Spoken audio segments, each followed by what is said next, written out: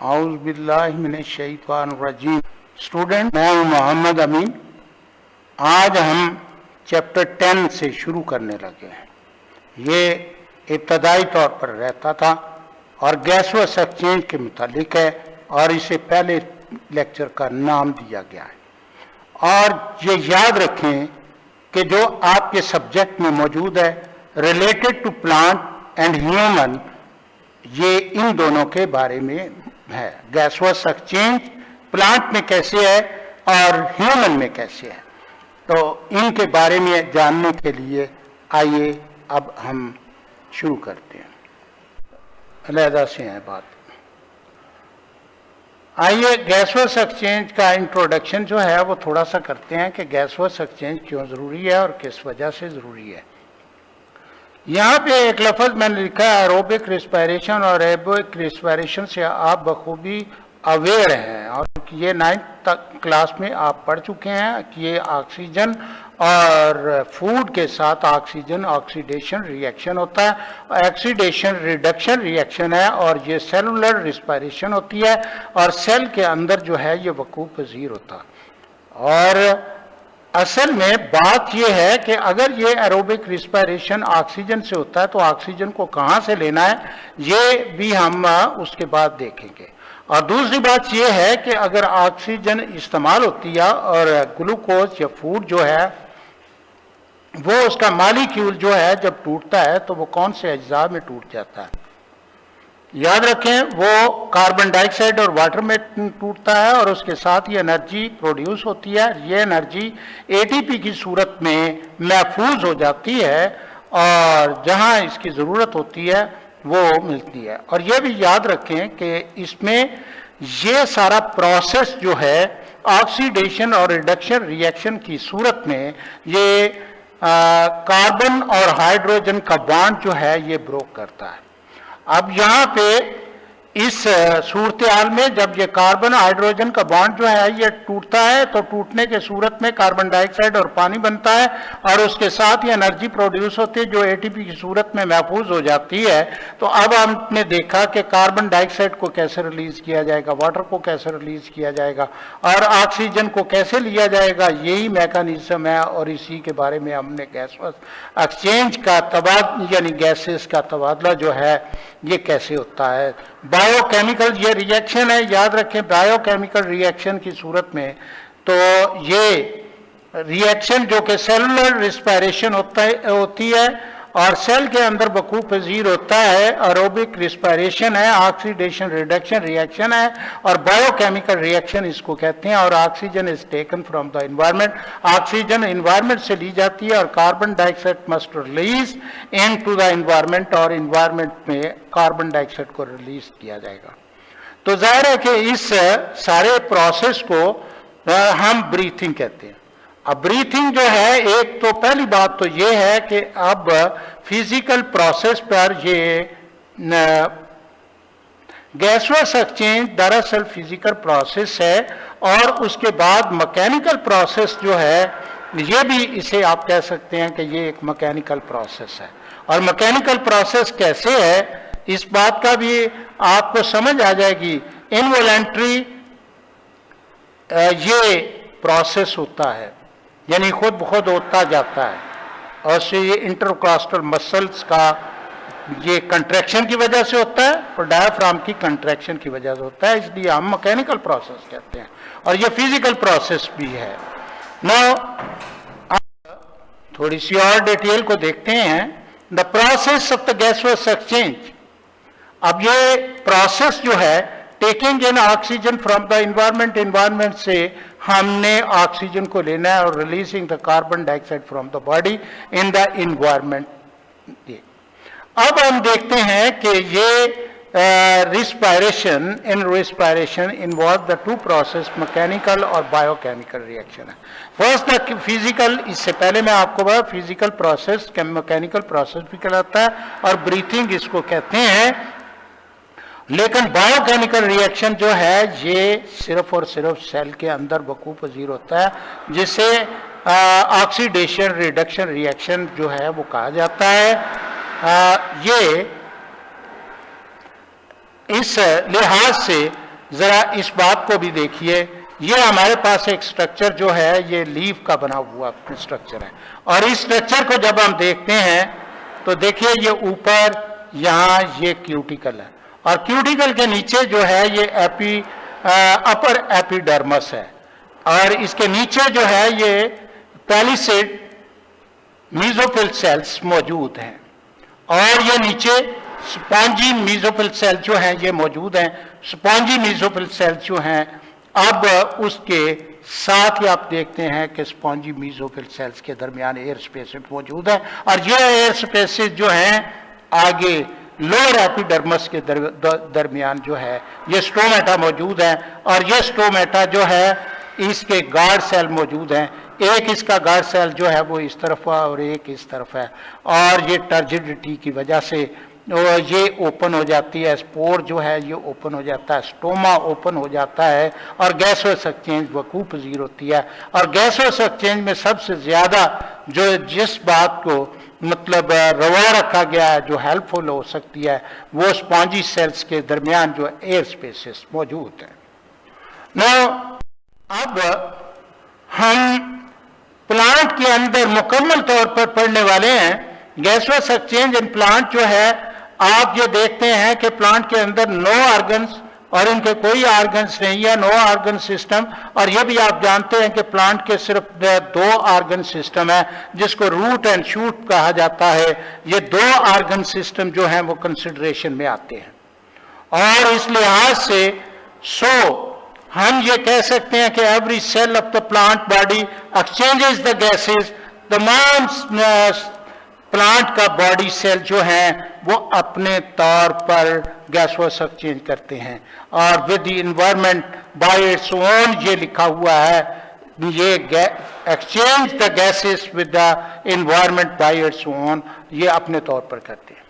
Hence we categorise the gaseous exchange according to the plant body, और plant body के मुताबिक हम categorise करते हैं। और कैटेगराइज आपको ये उसने कहा है कि हर सेल जो है प्लांट बॉडी का वो गैसोस एक्सचेंज अपने तौर पर करता है। तो अपने तौर पर जब करता है तो उसके हम देखते हैं लीव्स एंड यंग स्टेम के बारे में जब जानते हैं तो देखिए जो लीव्स के ऊपर एक क्यूटिकल की सरफेस होती है, यहाँ क्यूटिकल की सरफेस से भी गैसोस एक्सचेंज होती है, ऑक्सीजन जो है वो एंटर होती है और कार्बन डाइऑक्साइड जो है वो निकल जाती है। तो ये गैसोस एक्सचेंज का एक जरिया क्यूटिकल सरफेस भी होता है, लेकिन दूसरा इसका स्टोमेटा के जरिए जो है वो गैसोस एक्सचेंज होती है। और ये यहां पर आपको ये बात बता चुके हैं, स्पॉन्जी मेसोस्फेरिकल सेल जो है इनके दरमियान में एयर स्पेसेस मौजूद है, और ये एयर स्पेसेस जो है ये हेल्पफुल होती हैं गैसोस एक्सचेंज थ्रू द स्टोमा के जरिए इसको निकलने में मदद देती हैं। और ये भी आपको मालूम है कि अब ये सारा प्रोसेस जो है कुछ सिचुएशन पर मुनहसर है। ये सिचुएशन डे टाइम की सिचुएशन हो सकती हैं, जब दिन का वक्त होता है तो आपको मालूम है कि ये मेसोफिल सेल जो हैं ये उस वक्त फूड तैयार कर रहे होते हैं फोटोसिंथेसिस के जरिए, और उनको कार्बन डाइऑक्साइड की जरूरत होती है। कार्बन डाइऑक्साइड स्टोमेटा के जरिए एंटर होती है, और उसके दौरानिए में ऑक्सीजन भी प्रोड्यूस होती है, और ये ऑक्सीजन का कुछ हिस्सा जो है वो रिस्पायरेशन में इस्तेमाल हो जाता है, और उसका बाकी ऑक्सीजन जो है सरप्लस होती है वो स्टोमेटा के जरिए बाहर निकल जाती है। तो ये इस सिचुएशन में डे टाइम का था। लेकिन जब हम ड्यूरिंग नाइट देखते हैं तो नाइट में ये इन मेसोफिल सेल्स के अंदर जो है फोटोसिंथेसिस का अमल नहीं हो रहा था, लेकिन ये याद रखें कि उस वक्त रिस्पायरेशन का अमल हो रहा होता है। रिस्पायरेशन के अमल के लिए ऑक्सीजन की जरूरत होती है, ऑक्सीजन जो है वो स्टोमेटा के जरिए एंटर होती है, और लेकिन जो कार्बन डाइऑक्साइड प्रोड्यूस होती है रिस्पायरेशन की सूरत में उसे स्टोमेटा के जरिए बाहर निकाल दिया जाता सॉरी। वुडन स्टेम और मैच्योर रूट, यहां पर वुडन स्टेम जो वुडी स्टेम होते हैं, अब वुडी स्टेम जो है इसमें एक खास बात आप याद रखें कि इसके ऊपर एक बार होती है। बार्क जो है इम्परवियस होती है, उसमें से ना तो पानी दाखिल हो सकता है ना उसमें से हवा दाखिल हो सकती है।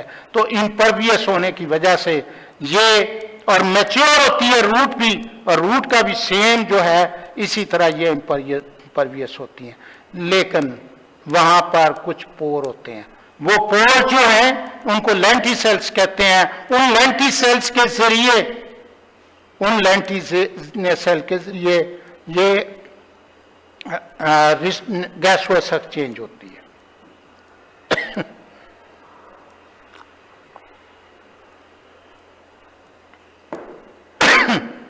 सॉरी।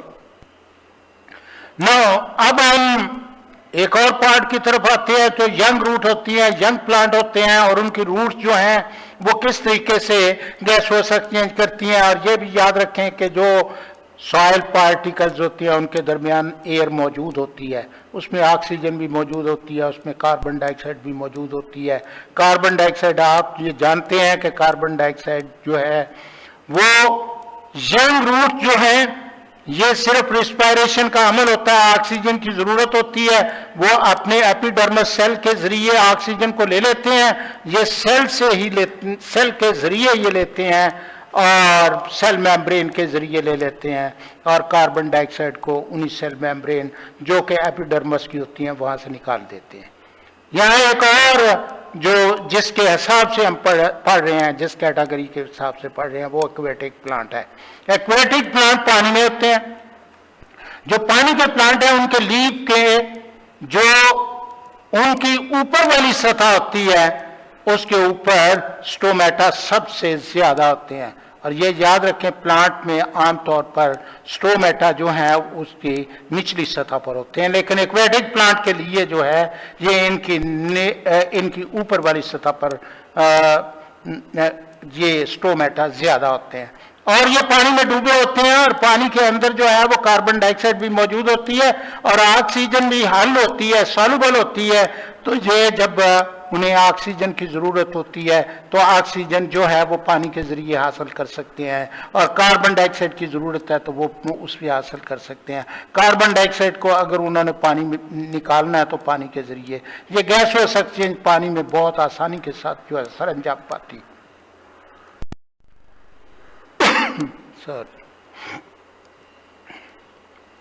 नाउ अब गैसोस एक्सचेंज इन ह्यूमन, और ये सबसे बड़ा टॉपिक जो है वो इसकी तरफ आते हैं। तो ये असल में ऑर्गन सिस्टम इसका जो है वो मौजूद है जी। ये ऑर्गन सिस्टम जो कि ह्यूमन ऑर्गन सिस्टम है, तो प्लांट तो कोई भी ऑर्गन सिस्टम नहीं रखते, ह्यूमन है वो ऑर्गन सिस्टम, और इसके organ system, human organ system जो है इस रिस्पायरेटरी सिस्टम कहते हैं जी। ये रिस्पायरेटरी सिस्टम है, और इसमें इसके दो हिस्से हैं। एक हम कहते हैं एयर पैसेज है, जहां से हवा गुजरती है, दूसरे है इसके लंग्स है। लंग्स के अंदर जो है ये ऑक्सीजन की अब्जॉर्प्शन और कार्बन डाइऑक्साइड का बाहर निकलना, ये तमाम मौजूद है जी। ना अब इस लिहाज से ये तमाम स्ट्रक्चर जो है वो पैसेज आप देख सकते हैं। तो ये है जी नॉस्ट्रल और नॉस्ट्रल कैविटी है। नॉस्ट्रल कैविटी जो है ये फेरेंक्स में जाकर खुलती है। फेरेंक्स के आगे दो हिस्से होते हैं, एक ग्लोटस होता है, एक फूड के लिए एसोफेगस की जानब जाता है, और उसके बाद ये ट्रैकिया है। ट्रैकिया जो है वो 12 इंचेस लॉन्ग होता है। नाउ अब there are two portion of the nasal cavity. Nasal cavity के दो पोर्शन होते हैं, दोनों के दोनों जो हैं, दो इसमें से एक्सटर्नल नॉस्ट्रल वो दोनों होते हैं, और इंटरनल नॉस्ट्रल वो भी होते हैं। ये लॉरेंस में जाकर इंटरनल नॉस्ट्रल जो है मस्कुलर होता है फेरेंक्स, उसमें जाकर ये खुलते हैं जी। तो ये बाहर की जानब होते हैं। और ये भी याद रखें कि ये जो नेजल कैविटी है, नेजल कैविटी के अंदर जो है इसमें एक तो म्यूकस होती है और दूसरा जो है वो इसमें हेयर मौजूद होते हैं, और इसका बहुत बड़ा रोल है। रोल ये है कि डस्ट पार्टिकल जो है वो नेजल कैविटी से दाखिल नहीं हो सकते। ये इसको सॉरी इसको, इस नेजल कैविटी जो है वो डस्ट पार्टिकल जो है वो इस म्यूकस के अंदर चिमट जाते हैं, और दूसरा एयर जो है साफ होने के लिए हवा जो है वो भी काम करती है। और नेजल कैविटी का दूसरा काम ये है कि टेम्परेचर जो कि अंदरूनी जिस्म के टेम्परेचर के बराबर जो है वो टेम्परेचर जो है वो कर देती है। तो इस तरीके से ये हवा जो है वो नॉस्ट्रल के जरिए जो है वो दाखिल होती है, और इसमें इस हवा के अंदर अगर ड्राई हो तो मॉइस्चर भी बढ़ा देती है। अब यहाँ पे फेरेंक्स जो है, यहाँ आप गौर से देखिए, ये नॉस्ट्रल एक्सटर्नल नॉस्ट्रल है और ये इंटरनल नॉस्ट्रल फेरेंक्स में जाकर खुले हैं, और यहाँ पर ये फेरेंक्स जो है ये मस्कुलर पैसेज है फॉर फूड एंड एयर, ये दोनों के लिए है, फूड के लिए भी है और हवा के लिए भी है। अब फूड में जो फूड है ये दैट है वो द ओपनिंग ऑफ द ऑस्फेगस जो है वो स्टोमक की जानब जाता है, और फूड जो है वो ऑस्फेगस के जरिए स्टोमक में चली जाती है। तो एयर जो है वो glottis, narrow opening of the larynx है, तो ये लेरिंक्स का नैरो ओपनिंग इज हियर, ये नैरो, और यहां पर लेरिंक्स है, और इस लेरिंग का ये, और उसके ऊपर एपिग्लोटस मौजूद है। एपिग्लोटस जब आप खुराक खा रहे हो तो एपिग्लोटस जो है वो एयर पैसेज को बंद कर देता, ग्लोटस को बंद कर देता।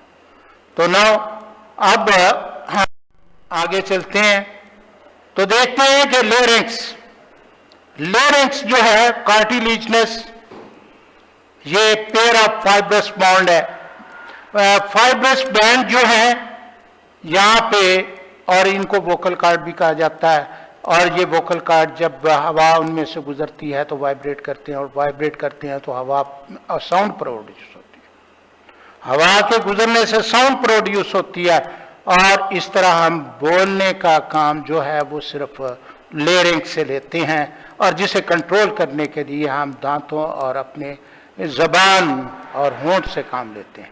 इस तरह ट्रैकिया जो है ये 12 सेंटीमीटर लंबा, ये है जी ट्रैकिया 12 सेंटीमीटर। इसके अंदर कार्टिलेजनस सी शेप रिंग्स हैं, और ये चेस्ट कैविटी में दाखिल होता है, और उसके बाद ये दो हिस्सों में बढ़ जाता है जिनको ब्रोंकाई कहते हैं। तो ये bronchi enter in the lungs of its side, ये अपनी अपनी साइड पर लंग्स में दाखिल होते हैं।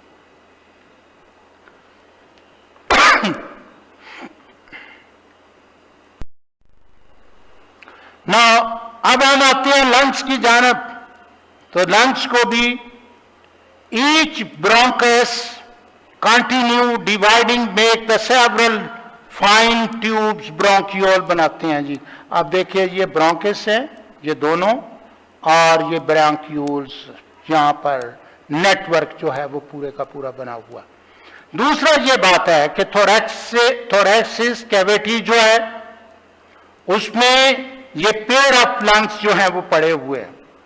इसमें ये थोरैसिस कैविटी जो बनती है 12 पेयर ऑफ रिब्स, इंटरकॉस्टल इसके मसल्स हैं, और इसके नीचे जो है वो डायफ्राम है जो एब्डोमेन को अलग करता है। तो यही वो रिब्स, इंटरकॉस्टल मसल और डायफ्राम है जो इस ब्रीथिंग का सबब बनते हैं। इसमें यहां पे हम देखते हैं कि लंग्स जो है दो हिस्सों में डिवाइड है। इसका लेफ्ट लंग्स जरा छोटा और इसके 2 लोब हैं, लेकिन राइट जो है वो 3 लोब रखता। अब उसके बाद हम इस पूरे लंग्स के ऊपर एक प्लूरल मेम्ब्रेन मौजूद होती है। इस प्लूरल मेम्ब्रेन के अंदर जो है फ्लूइड मौजूद होता है, और ये फ्लूइड जो है एक तो एक्सपेंशन और कंट्रैक्शन में मदद देता, द सेकेंडली ये फ्रिक्शन से भी लंग्स को बचाता है। तो ये प्लूरल मेम्ब्रेन में लिपटे हुए हैं दोनों साइड से लंग्स जो हैं ये इसमें लिपटे हुए मौजूद। अब उसके बाद आती हैं ब्रोंकियोल्स। तो ब्रोंकाई जो है वो divide and redivide into the bronchiole, the progressively loss the cartilage, और कार्टिलेज जो है वो ये लॉस कर जाती हैं, कार्टिलेज उसमें मौजूद होता है, बिकम नैरो ट्यूब, और नैरो ट्यूब होती हैं, और इन नैरो ट्यूब को अलिवियोलर डक्ट कहा जाता है, और ये अलिवियोलर डक्ट में तब्दील हो जाती हैं। तो याद रखें ये है आपकी अलिवियोलर डक्ट, और अलिवियोलर डक्ट जो है यहां पर मुख्तलिफ अलिवियोलाई हैं, जो कि इन आप ये समझते हैं कि ये एक ग्रुप की सूरत में अलिवियोलाई मौजूद हैं। The next, each alveolar duct open in a cluster of the pouches, और ये पॉचेस सैक लाइक कहलाते हैं। ये पॉचेस सैक लाइक अलिवियोलाई में डिवाइड हो चुकी है जी। ये अलिवियोलर डक्ट जो है ये open into cluster of pouches, respiratory surface of the single layer of epithelial cells, और इन अलिवियोलाई के अंदर एपिथेलियल सेल होते हैं, और इन एपिथेलियल सेल के पीछे on outside it's network of body blood होता है, ब्लड कैपिलरी का एक पूरा नेटवर्क मौजूद होता है, और डीऑक्सीजनेटेड ब्लड वहां पे पहुंचता है। और कहां से पहुंचता है? फ्रॉम द पल्मोनरी आर्टरीज के जरिए, और डिवाइड इनटू द आर्ट्रियोल, और आर्ट्रियोल में डिवाइड होता हुआ फिर इसमें यहां पे पल्मोनरी आर्टरीज में डिवाइड हो जाता है। जब वो अलिवियोलाई में पहुंचता है तो अलिवियोलाई की एपिथेलियल सेल के पीछे ये नेटवर्क मौजूद होता है ब्लड का। तो वहां पे आप देखिए exchange of gases, exchange of gases जो है ये कैसे होगा और ये किस तरह होता है?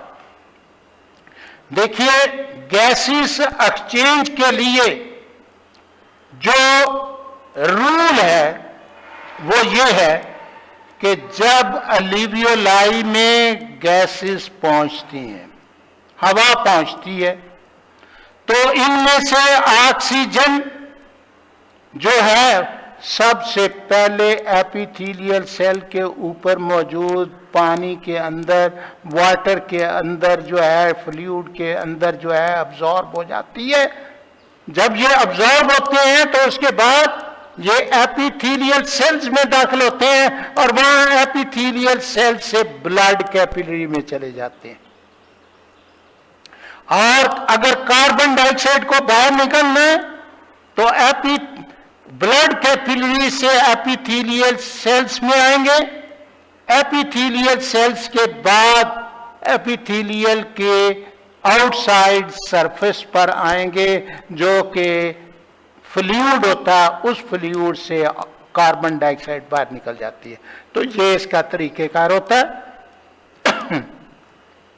ब्लड कैपिलरीज, और जब ब्लड कैपिलरी में ऑक्सीजन जो है वो दाखिल हो जाती है तो वहां से वेन्यूल बनती हैं, और वेन्यूल जो है ये पल्मोनरी वेन्स बनाती हैं, और ये ऑक्सीजनेटेड ब्लड होता है। ये वेन जो है पल्मोनरी वेन्स हार्ट में चली जाती हैं। दोनों साइड की अलग अलग पल्मोनरी वेन जो है ये हार्ट में चली जाएंगी, और इस तरह ऑक्सीजनेटेड ब्लड जो है वो हमारे खून में दाखिल हो जाता है। तो ये है गैसवस एक्सचेंज का तरीकेकार, जो कि आपके बुक के अंदर जो है वो लिखा हुआ, उसको पूरी तरह मैंने कोशिश करके एक्सप्लेन कर दिया। Thank you very much. अस्सलाम वालेकुम।